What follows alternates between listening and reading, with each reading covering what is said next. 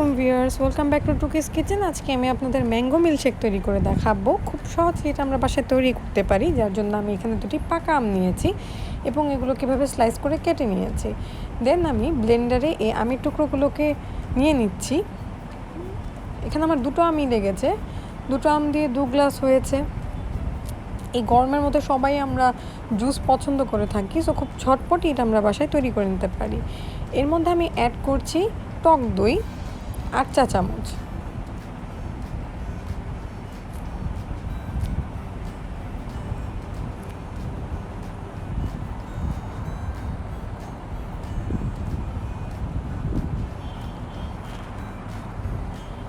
Add করছি condense milk 2 চা চামচ।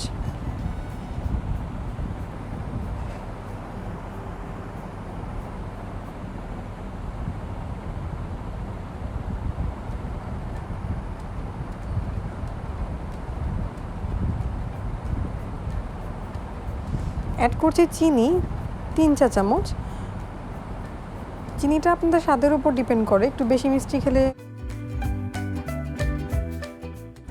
বাড়িয়েও নিতে পারেন, কোনো সমস্যা নেই। অ্যাড করলাম মিল্কভিটার দুধ, বয়েল করা, একেবারে ঠান্ডা। এখন আমি এগুলোকে ব্লেন্ড করে নিচ্ছি ভালো মতো। এটা একটু ডার্ক হবে, যেহেতু মিল্কশেক আমি একটু ঘন পছন্দ করে থাকি, দ্যাটস একটু ঘনই করছি। এর মধ্যে আমি কিছু বরফ কুচি অ্যাড করেছি, দেন আবার এটাকে ব্লেন্ড করব।